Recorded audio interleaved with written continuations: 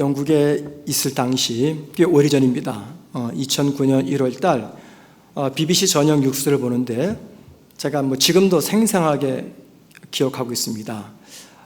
저한테는 큰 감동적인 장면을 제가 보았습니다.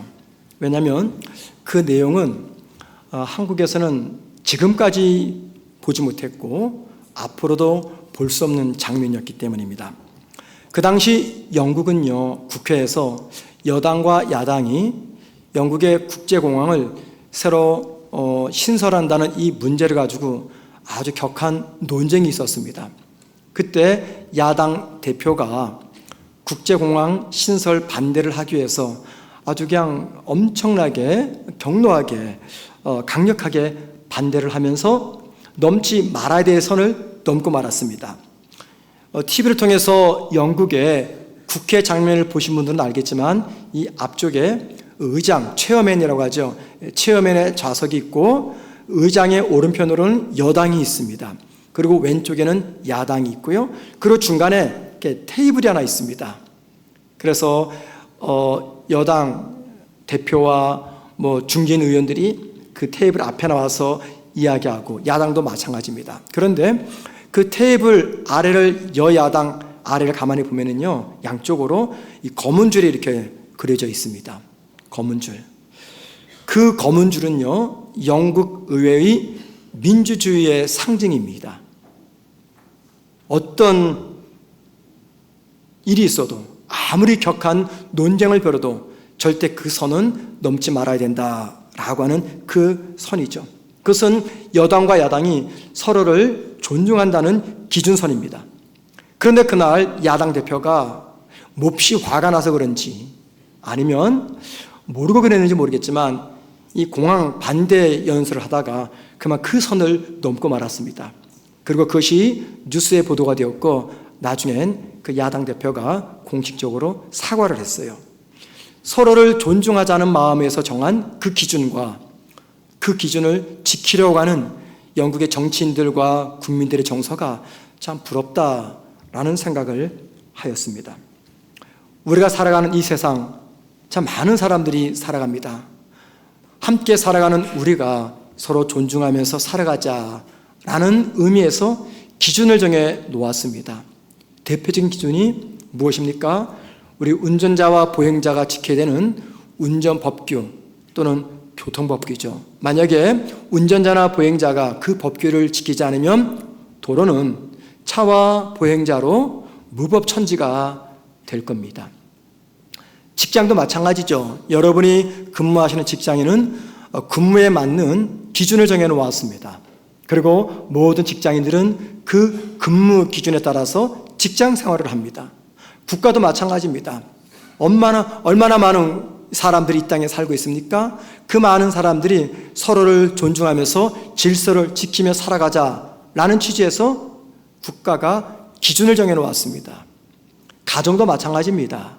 여러분, 가정이라고 기준이 없습니까? 세상에서 가장 편한 사람과 편한 곳이 가족이며 가정입니다. 그런데 편하다고 해서 서로가 지킬 기준을 세우지 않으면 그 편함이 무례함이 되고 그 무례함이 상처가 됩니다. 그래서 가정에서 기준을 정해놓은 가정과 기준을 정해놓지 않은 가정, 양 가정을 비교할 때 기준을 정해놓은 가정이 더 건강하고 행복하고 무엇보다 자녀들을 더 바르게 키울 수 있다라는 것을 생각해 봅니다. 우리 교회도 마찬가지입니다. 교회도 담임 목사를 중심으로 해서 온 성도가 지켜야 될 기준이 있습니다. 목사는 목사로서 지켜야 될 기준이 있고요. 성도는 성도로서 지켜야 될 기준이 있습니다. 그런데 만약에 이 기준을 우리가 허물게 되면 여기는 신앙 공동체가 아니라 전쟁터가 되고 말 것입니다. 우리 신앙인들은요, 어느 곳에 있든지 지켜야 될 기준이 있습니다. 그리고 그 기준을 따라 살아가는 그 모습을 통해서 저와 여러분은 하나님이 기뻐하시는 삶을 살아갈 수가 있다는 것입니다. 그러면 여러분, 저와 여러분들이 이 세상을 믿음의 사람으로 살아갈 때 지켜야 될 기준, 그 기준이 무엇일까요?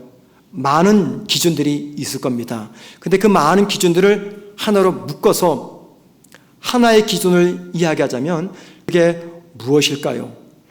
오늘 두 개의 본문을 가지고 저는 이 문제에 관해서 한번 여러분과 생각해 보려고 합니다. 그런데 이 설교를 준비해 놓고 2부 때도 그랬지만 3부 때도 여러분의 모습 보면서 제 마음이 참 죄송스러운 마음이 듭니다. 왜냐하면 여러분 한 분 한 분이 지난 한 주 편안한 시간을 보내신 분도 계시겠지만 또 어떤 분들은 마음이 끊어지는 듯한 아픔을 겪으면서 한 주를 지난 분도 계실 것이고 큰 인생의 고난과 슬픔이 찾아와서 불안 속에 살아온 분도 계실 겁니다. 그런 분들에게는 분명히 오늘 설교보다도 위로의 말씀이 필요한데 저는 위로의 말씀보다도 우리 믿는 성도가 어떻게 살아가야 되는가 이 삶의 문제를 다루기 때문에 여러분에게 정말 설교자로서 죄송한 말씀을 전해드립니다.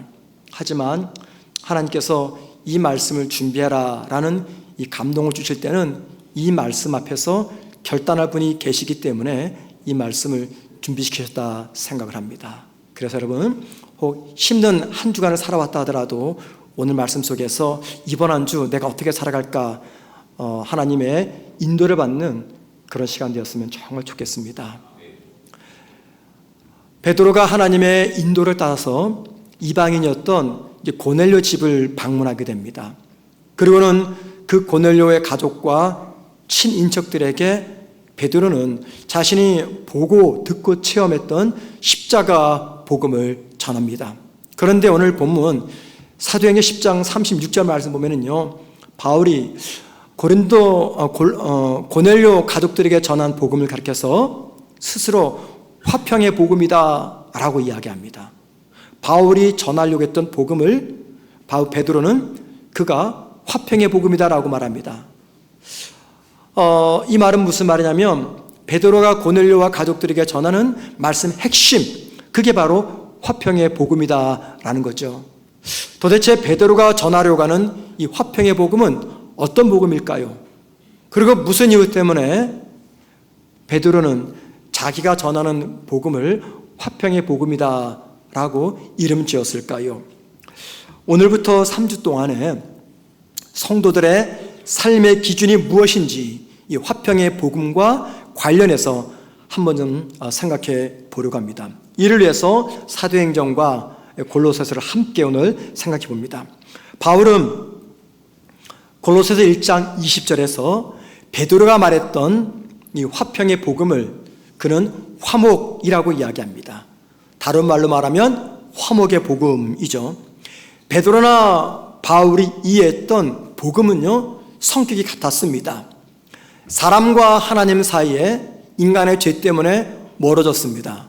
그런데 예수께서 십자가의 죽으심으로 말미암아 이 죄가 사라지고 죄로 분열되었던 하나님과 인간이 서로 화평, 즉 화목하게 되었다라는 겁니다. 이것이 베드로가 전하는 설교의 요지였고 나중에 바울이 전했던 복음의 핵심이었습니다. 두 사람이 함께 머리를 맞대고 우리가 어떤 복음을 전할까 논의한 적이 한 번도 없었습니다.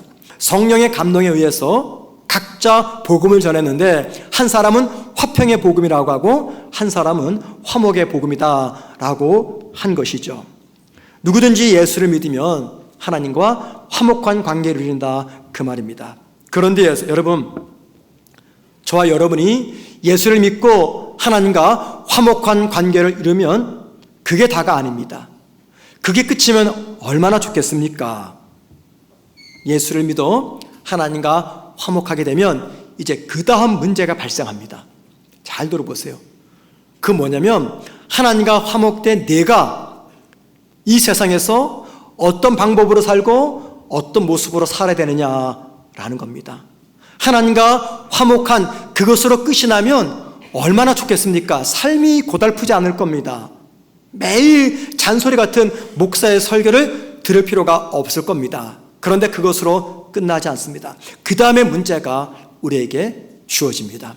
하나님과 화목한 사람이 이제 어떤 모습으로 어떤 방법으로 세상을 살아야 되는가라는 거죠. 그래서 바울은 골로새서 1장 22절에서 하나님과 화목하게 된 성도가 어떻게 살아야 되는지 세 가지를 이야기합니다. 첫째는 거룩하게 살아야 된다. 둘째는 흠이 없는 삶을 살아야 된다. 셋째는 책망할 것이 없는 삶을 살아야 된다라고 말합니다. 자, 두 번째, 세 번째, 흠이 없는 삶, 책망할 것이 없는 삶. 이게 어떤 삶을 의미합니까? 한마디로 말해서 말과 행위에서 비난할 것이 없는 삶, 그 뜻입니다. 그런데 가만히 보세요. 두 번째, 세 번째, 흠이 없는 삶 혹은 책망할 것이 없는 삶, 이 삶은 어떤 삶의 결과로 주어지는 열매들입니까? 저와 여러분이 거룩하게 살면 자동적으로 나타나는 삶의 열매들입니다. 우리가 의도적으로 내가 흠없이 살아야지, 내가 책망할 것 없이 살아야지 이렇게 애쓰지 않아도 그냥 우리가 거룩하게 살아야지 이거 하나만 결심해도 그 결과 두 가지 열매는 자연스럽게 따라옵니다. 그렇기 때문에 화평의 복음 또는 화목의 복음을 듣는 성도가 이 세상에서 어떻게 살아야 하는가라는 삶의 기준 한 가지를 정하자면 바로 그것은 거룩이라는 것입니다. 거룩이 믿는 성도의 삶의 기준점이라는 것입니다. 그러면 여러분, 그 다음 질문이 따라옵니다. 도대체 어떻게 사는 것이 거룩을 기준으로 삼는 삶인가라는 거죠. 왜냐하면 이 거룩은요, 추상명사입니다. 이거다라고 정의할 수가 없습니다. 한번 물어보겠습니다. 여러분은 거룩이라는 단어를 들으면 어떤 의미가 떠오르십니까? 거룩한 삶라는 말을 들으면 어떤 삶이 자연스럽게 생각이 나십니까? 우리가 거룩 또는 거룩한 삶이라는 말을 들으면요, 크게 두 가지의 모습이 떠오릅니다. 첫째는 신앙인이 도덕적으로 윤리적으로 바르게 사는 삶, 이걸 거룩한 삶이라고 생각을 합니다. 그래서 한국 기독교가 금하는 술과 담배를 금해야 되고 거짓말이나 도박 같은 나쁜 습관에 빠지지 말아야 되고 돈과 명예 그리고 성적인 욕심에 빠지지 말아야 된다. 이게 곧 거룩한 삶이다 라고 생각합니다. 맞죠, 여러분? 두 번째는 어떤 모습이 떠오르십니까? 신앙인이 세상 문화에 동화되지 아니하고 세상의 생각을 지배당하지 아니하고 세상과 멀리하면서 신앙의 행위들에게만 집중하는 모습, 이걸 거룩한 삶이라고 우리는 종종 생각합니다.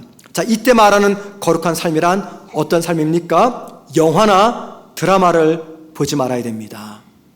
가끔 여러분 주일날 늦은 밤 영화관에서 저를 보더라도 모른 척 해주십시오. 제가 주로 심야 영화를 봅니다. 또 주일 늦은 시간에. 그 다음날 새벽 예배가 없기 때문에 마음 편하게 볼 수 있어요. 그러면 저는 거룩한 목사가 아닙니까? 우리는 그런 삶을 거룩하다라고 생각을 합니다. 대중가요 듣지도 보지도 말아야 됩니다. 노래방 가지도 말아야 됩니다. 취미생활 하지도 말아야 됩니다. 그냥 간단히 말해서 세상사에 관심 딱 끊고 기도만 하고 봉사만 하고 교회당에서 말씀만 묵상하고 분기별로 금식기도원에 가고 때로 신비한 체험도 하고 이래야지 거룩한 삶이라고 생각을 합니다. 그런데 여러분, 이런 삶을 가리켜서 거룩한 삶이다 라고 한다면 뭐가 뭔지 모르게 허전한 느낌이 들어요. 여러분 안 그렇습니까? 저는 그래요. 왜냐하면 솔직히 제가 지금까지 말씀드린 이런 모습들은요, 성경에서 거룩한 모습이라고 규명짓지 않고 그냥 우리 스스로가 만들어 놓은 거룩한 삶의 모습들이기 때문입니다. 우리가 하나님 말씀을 믿고 있는 이 성경은요, 쓰여진 지가 거의 짧게는 2000년 전, 길게는 3500년 전에 기록된 고문서입니다. 고대 문서입니다, 여러분. 성경 같은 고대 문서를 이해할 때 우리가 정말 빠지기 쉬운 함정이 하나 있어요. 그 뭐냐면 2000년 전 혹은 3500년 전 쓰여졌던 그 단어에 담긴 그 당시에 그 의미가 있잖아요, 의미. 근데 그 단어의 의미가 오늘날도 동일한 의미로 쓰여지느냐라는 겁니다. 2000년 전, 2500년 전 쓰여졌던 그 단어가 갖는 의미가 있었어요. 근데 그 의미와 오늘 우리 시대 사이에는요 2000년이라는 시간의 차이가 있습니다. 이 차이점을 극복할 수가 없다는 겁니다. 예를 들면 이런 거예요. 우리가 영성이라는 말을 자주 쓰죠.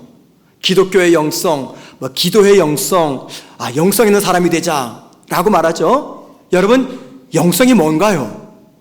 정의할 수 있으세요? 무슨 근거로 그것을 영성이라고 말하십니까? 우리는 영성이 무엇인지 정확히 한 문장으로 묘사하지 못해도 그냥 우리 생각 속으로 영성이란 이런 것일 거야 라고 짐작되는 모습이 있습니다. 그죠 여러분들? 근데 한번 생각해 보세요. 지금 여러분들이 생각하는 그 영성의 개념이 500년 전, 300년 전 그 의미와 다를까요? 예를 들면 15세기경에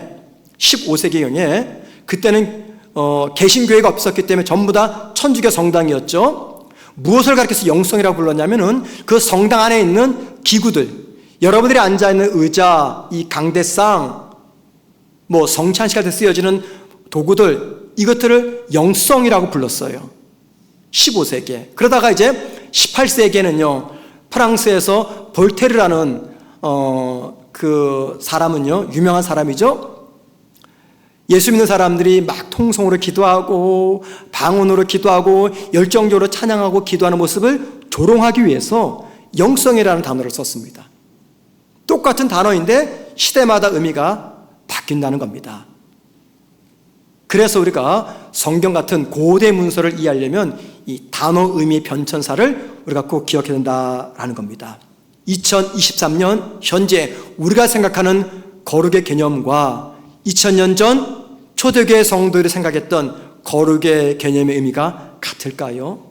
이 말은 무슨 말이냐면 2000년은 바울이 자신이 쓴 골로새서라는 신약 편지에다가 이 거룩이라는 단어를 썼어요.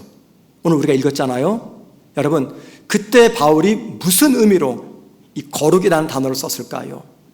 바울은 우리가 잘 아는 대로 예수님 만나기 전에 구약 성경을 연구했던 율법학자였습니다. 성경 학자였어요. 이 말은 무슨 말이냐면 바울에게 가장 많은 사고의 생활에 영향을 준 것이 바로 구약 성경이었다라는 겁니다. 그래서 바울이 오늘 신약 성경 골로새서에서 거룩이라는 이 말을 사용할 때 그가 생각했던 거룩의 개념은 자연스럽게 구약 성경에서 말하는 거룩의 의미였습니다. 여러분, 구약 성경에서 거룩은 무엇이라고 말합니까? 우리가 잘 아는 대로 구약 성경은 고대 히브리어, 즉 고대 이스라엘 말로 기록이 되었습니다. 그 구약 성경 보면은요, 우리말 거룩으로 번역된 고대 히브리어 단어가 있어요. 그 단어가 카도시라는 단어입니다. 카도시. 그 의미는요, 세상과 구별하여 하나님과 관계를 맺는 것. 세상과 구별하여 하나님과 관계를 맺는 것, 그 뜻입니다. 바울이 골로새서에서 거룩이라는 단어를 쓸 때 제일 먼저 떠올린 것은 바로 이 카도시였습니다. 세상과 구별하여 하나님과 관계를 맺는 것. 그런데 이제 구약 성경에서 카도시라는 히브리 말을 신약 성경인 고대 헬라어 말로 번역하려면 이 카도시에 가장 적합한 헬라어 단어가 있어야 되잖아요. 의미를 그대로 전달해 줄 수 있는 것. 바울이 고민하다가 찾아낸 단어가 뭐냐면 고대 헬라어로 하기오스라는 단어입니다. 하기오스.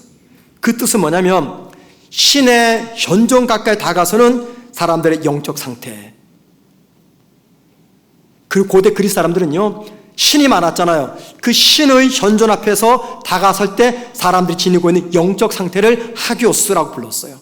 바울은 카도시를 바로 이 하기오스로 바꿔 번역해서 오늘 골로새서 1장 20절 이하에서 거룩, 하기오스라는 말로 쓴 것입니다. 결국 바울이 말했던 거룩이란 무엇을 하고 하지 않고 행위의 개념이 아닙니다.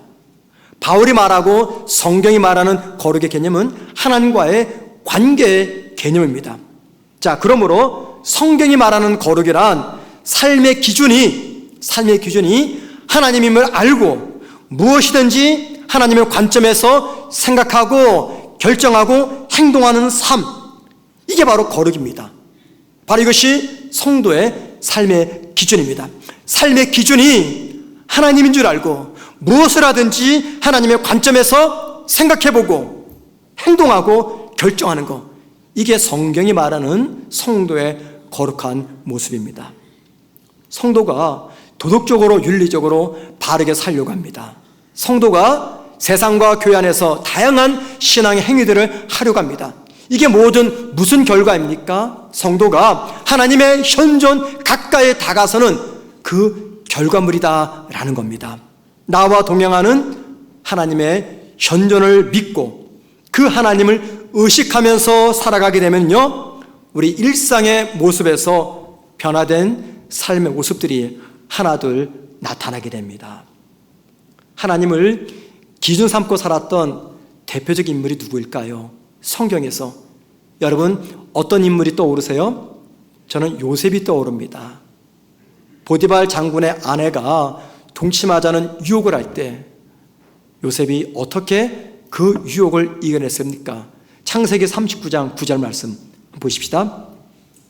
맨 뒷부분입니다. 그런즉 내가 어찌 이 큰 악을 행하여 하나님께 죄를 지으리이까. 요셉의 이 말이 무슨 말입니까? 요셉의 삶의 기준이 지금 누구라는 겁니까? 하나님이라는 겁니다. 세상적으로 말하자면 내가 어찌 이 큰 악을 행하여 내 주인 보디발에게 악을 행하겠나이까, 이렇게 말해봤잖아요. 근데 바울은 요셉은 보디발이 아니라 하나님을 이야기합니다. 왜 그렇습니까? 요셉의 삶의 기준은 언제나 하나님이었습니다. 그 하나님 때문에 요셉은 비록 노예의 신분이지만 최선을 다해서 종의 삶을 살았던 것이죠. 요셉의 거룩한 삶의 뿌리, 그것은 거룩하신 하나님과의 바른 관계였습니다. 2023년 2월 8일 미국의 에즈베리 대학교에서요, 큰 신앙 부흥이 일어났습니다. 이게 불과 몇 개월 전입니다. 에즈베리 대학교는요, 기독교 대학입니다. 그러다 보니 매일 이제 강단에서 채플 예배를 드립니다. 그날도 예배를 드렸고, 예배가 다 끝난 다음에 예배를 인도했던 교목이 학생들에게 광고를 했어요. 여러분 가운데 사랑을 깨닫지 못한 분은 남아서 계속 기도했으면 좋겠습니다 라고 말이죠. 그랬더니 한 20-30명 학생들이 모여서 기도하기를 시작했습니다. 둥그렇게 앉아가지고. 그게 시작점이었습니다. 그런데 이 기도가 끝나질 않았습니다. 한 사람 한 사람이 모이더니 마침내 이 기도가요 2주 동안 계속 진행되었습니다. 그리고 그 모습이 유튜브를 통해서 전 세계, 특별히 미국 전역에 나가게 되었고, 그 장면을 보았던 미국의 수많은 젊은 대학 청년들이 매일매일 하루에 15,000명 이상 그 예배당에 찾아와서 함께 예배를 드렸습니다. 그 후 대학 당국은요, 부흥운동의 17일 차인 2월 24일 날 대학 캠퍼스 내 부흥운동은 끝이 났다라고 이제 공식 발표를 하면서 부흥 예배가 끝나고 말았어요. 이게 불과 7개월 전입니다. 이때 부흥의 특징은요, 예배였습니다. 그런데 미국의 대학교에 일어난 부흥운동은 이번이 처음이 아닙니다. 미국 시카고에 가면은 기독교 대학인 휘튼 대학이 있습니다.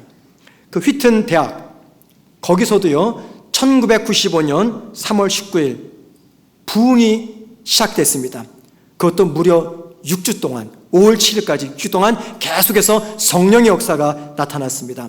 나중에 휘튼 대학교에서 나타났던 그 부흥에 관한 이 보고서를 책으로 출간했어요. 책으로. 휘튼 대학 부흥에 관한 보고서라는 제목입니다. 그 책에 보면은요, 1995년 3월 19일 브랜디 맥콰이어와 제임스 한이라는 두 사람이 예배 중 학생들 앞에 나와서 이제 간증을 했습니다. 두 사람의 간증이 그곳에 모인 많은 학생들이 큰 감동을 주었어요. 자, 두 사람의 간증이 끝나자 갑자기 한 여학생이 앞으로 나왔습니다. 그리고는 자신의 부끄러운 성생활을 고백하며 회개했습니다. 그런데 마치 그녀의 이 간증은요, 뇌관이 폭파하듯이 그곳에 모인 모든 학생들이 다음날 새벽 6시까지 돌아가면서 앞으로 나와 공개적으로 죄를 고백하며 회개하는 회개 운동을 시작하게 만든 거죠. 그리고 미국 전역에서 그 대학을 찾아가서 계속해서 6주간 이 부흥 운동이 진행이 되었습니다. 그때 그 책을 보면은요, 어떤 학생은 집으로 돌아가서 그동안 자신이 즐겨 삼아 보았던 포르노 잡지를 한 푸대짜리로 담아가지고 앞으로 나와서 학생들 앞에서 쏟아 부었습니다. 그리고 자신의 죄를 고백하며 회개했어요. 어떤 학생은요, 컴퓨터 불법 프로그램 복사 디스크를 잔뜩 가지고 와가지고 쏟아붓고 고백하며 자신의 죄를 회개했습니다. 이때 부흥의 특징은 회개였어요. 사람들이 잘못된 생활 습관을 바꾸고 못된 성품과 독이 가득한 자신의 입을 절제하며 가난과 무지로 고생하는 사람들을 찾아가서 돌보려고 하는 이 모습, 어떻게 나타나는 것입니까? 하나님을 만나고 하나님의 현존 가까이 더 가까이 다가섰던 거룩함의 결과물들입니다. 여러분, 한번 생각해 보세요. 무엇이 사람을 바꿔놓을 수가 있겠습니까? 이전과 다른 변화된 삶을 살게 하는 이 능력, 어디서부터 임하는 것입니까? 자신의 부끄러운 행위를 대중 앞에서 숨김없이 공개적으로 고백하는 이 신비로움은요, 도대체 어떻게 가능한 것입니까? 그것은 생명력 굳어버린 종교 행위에서 나오는 게 아닙니다. 그것은 수십 년 예수를 믿었던 신앙의 경륜과 연륜에서 나오는 게 아니에요. 그것은 목사라고 하는 교회 직분에서 나오는 것이 결코 아닙니다. 삶의 기준을 하나님 또는 거룩으로 지키려고 할 때 나타나는 결과들입니다. 살아계신 하나님을 만나고 하나님의 영광 앞에 서서 하나님을 기준 삼고 살아갈 때 나타나는 결과들입니다. 우리 성도는 십자가를 사랑합니다. 우리 모두는 십자가를 많이 사랑합니다. 왜 그렇습니까? 그 십자가에는 날 향하신 하나님의 사랑의 모습이 담겨져 있기 때문입니다. 그런데 여러분, 우리 신앙인들은 십자가를 생각할 때마다 항상 두 가지를 기억하셔야 됩니다. 첫째는 나를 구원하신 하나님의 은혜입니다. 날 구원하신 하나님의 은혜와 사랑을 기억해야 됩니다. 두 번째는요, 우리 죄를 대신해서 당신의 아들을 십자가에 죽일 정도로 우리의 죄를 끔찍히 싫어하시는 하나님의 거룩입니다. 십자가는요, 은혜와 거룩을 우리에게 알려줍니다. 그런데 여러분, 십자가를 바라볼 때 우리의 관심은 어디에만 가 있습니까? 은혜에만 가 있어요. 하나님의 사랑에만 가 있습니다. 하지만 여러분, 십자가는 하나님의 은혜와 함께 하나님의 거룩을 우리에게 보여줍니다. 그러므로 하나님의 은혜와 함께 거룩까지도 생각하셔야 됩니다. 그래야지 은혜 입은 성도가 십자가를 바라보면서 하나님을 기준 삼고 이 땅을 살아갈 수가 있는 것입니다. 문희곤 목사님이 쓰신 책 중에 하나님의 이름이라는 제목의 책이 있습니다. 하나님의 이름. 이 책에 이런 이야기가 기록되어 있습니다. 사람 3명이 한 마리의 개와 달리기 경주를 했습니다. 한 사람은 개보다 더 빨리 꼬린 지점에 통과했고요. 한 사람은 개와 나란히 통과했고 한 사람은 개보다 늦게 통과했습니다. 경기가 다 끝나고 이제 시상식이 되었어요. 사회자가 시상식에서 다음과 같이 선수들을 호명합니다. 개보다 늦게 들어온 선수는 개보다 못한 분, 개와 같이 들어온 선수는 개 같은 분, 그리고 개보다 빨리 들어온 선수는 개보다 더한 분. 여러분, 이 이야기의 특징이 뭔지 아시죠? 사람을 개라고 이야기합니다. 모든 선수가 개가 되고 말았어요. 잘 들어보십시오. 왜 그런 겁니까? 그 이유는요, 사회자가 개를 기준으로 삼았기 때문입니다. 사회자가 사람이 아니라 개를 기준으로 삼았다 보니 사람들을 개처럼 보았다라는 겁니다. 이 이야기는 우리가 무엇을 삶의 기준으로 삼느냐에 따라서 우리가 어떤 사람이 되는지를 알려줍니다. 또한 무엇을 삶의 기준으로 삼느냐에 따라서 우리의 수준이 바뀐다는 이야기입니다. 도덕적으로 깨끗한 삶, 그게 곧 거룩은 아닙니다. 그러나 성도가 하나님을 기준으로 삼고 살아가게 되면 도덕적으로, 윤리적으로 바르게 살아갑니다. 거짓말하지 않는 거, 그게 곧 거룩은 아닙니다. 그러나 하나님을 기준으로 삼고 살아가면 거짓말하지 않게 됩니다. 그런데 이 세상에서 하나님을 기준으로 삼고 거룩을 기준으로 삼고 살아가는 거, 이게 무척 어렵습니다. 너무나 많이 어려워요. 어느 정도 어려울까요? 주님이 마태복음 5장 29절과 30절에서 우리가 하나님을 기준으로 삼고 살아가는 이 삶을 살아내려면 우리의 눈을 뽑아내고 우리의 손과 발을 잘라내야 되는 이 결단을 할 정도로 그만큼 힘든 것이라고 말씀합니다. 오늘 본문을 썼던 바울에게도요, 이 문제, 하나님을 기준 삼고 살아가는 이 문제가 정말 힘들고 어려웠습니다. 그래서 바울은요, 거룩을 기준 삼아 살지 못하는 자신의 처지를 이렇게 한탄합니다. 로마서 7장 24절입니다. 오라, 나는 곤고한 사람이로다. 이 사망의 몸에서 누가 나를 건져내랴. 이게 바울의 탄식입니다. 바울이 누굽니까? 하나님의 은혜를 너무 명확히 깨달았고 경험하고 알았던 사람입니다.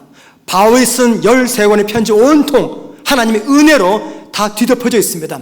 그만큼 바울은 하나님의 은혜를 누렸던 사람이라는 것입니다. 그런데 그런 그 바울도요, 하나님을 기준 삼고 살고 싶었지만 그게 안 됐다는 겁니다. 이게 너무 힘들었다는 겁니다.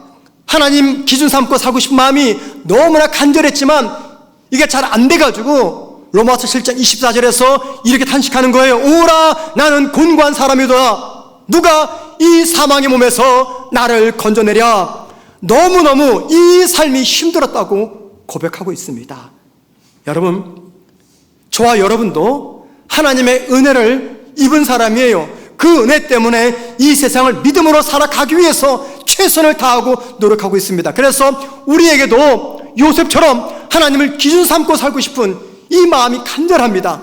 왜 저와 여러분에게 이 마음이 없겠어요? 우리에게도 이 마음이 있습니다.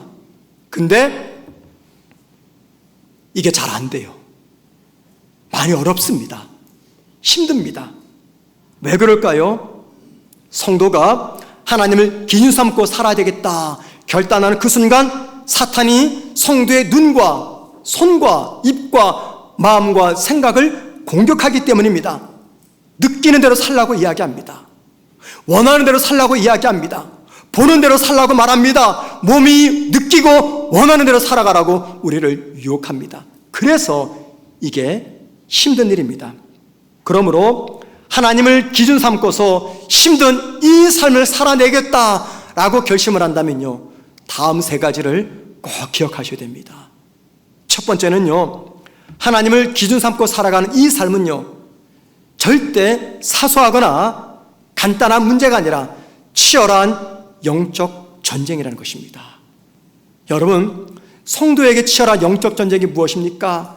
막 마귀와 싸우는 거 이거 아니에요. 여러분, 너무너무 그 이상한 영화에 몰입되지 마십시오. 그거 아닙니다. 드라마 많이 심취하지 마세요. 착각을 합니다. 성도의 치열한 영적 전쟁은요, 어느 선택 앞에서 선택의 순간에 내가 하나님을 기준 삼을 것인가 말 것인가, 이런 삶입니다. 꼭 기억하셔야 됩니다. 두 번째, 이 전쟁은 나의 의지, 나의 노력, 나의 힘만으로는 이길 수 없다라는 것을 기억하셔야 됩니다. 세 번째, 치열한 이 영적 전쟁을 위해서는요, 바울이 에베소서 6장 14절과 17절에서 이야기했던 6가지 영적 전신갑주를 취해야 됩니다. 그게 무엇입니까? 진리의 허리띠를 맺는 겁니다. 의의 갑옷을 입는 겁니다. 복음의 신발을 신는 겁니다. 믿음의 방패를 드는 거예요. 구원의 투구를 쓰는 겁니다. 하나님의 말씀의 검인, 말씀을 내가 붙잡아야 됩니다. 그리고 마지막으로 이 6가지 전신갑주를 효과적으로 활용하기 위해서 마지막으로 이 모든 것 위에 기도하셔야 됩니다. 이것은 저의 이야기가 아니라 바울의 권면입니다. 여러분, 저와 여러분이 이 세상을 살면서 하나님을 기준 삼고 살아가는 거 그거 절대 쉽지 않습니다.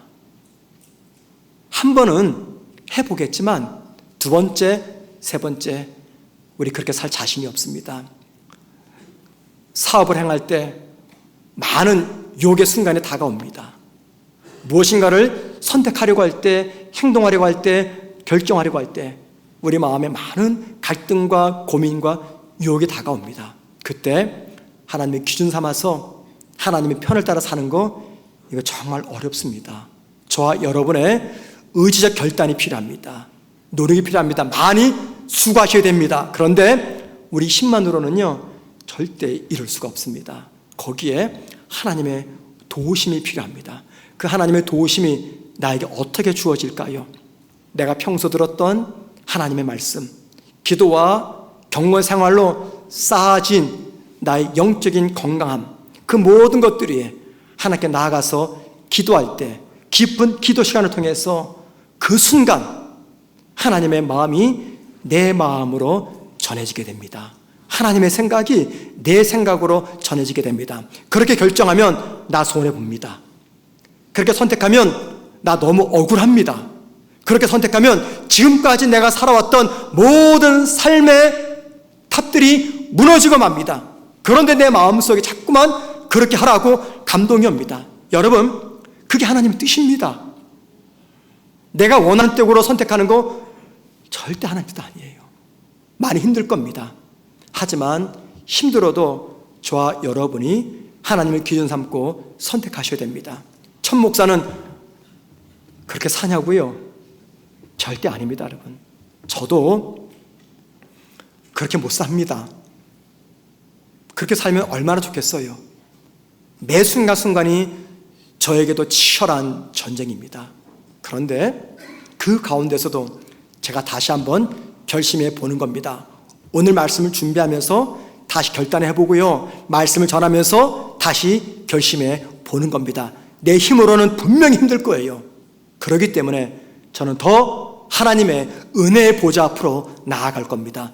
깊은 기도를 통해서 하나님의 마음을 붙잡을 것이고 그 하나님의 마음을 내 마음으로 삼고 살아가며 선택하며 행동하며 결정하려고 노력할 겁니다. 여러분도 그렇게 살아가기를 주님의 이름으로 부탁을 드립니다.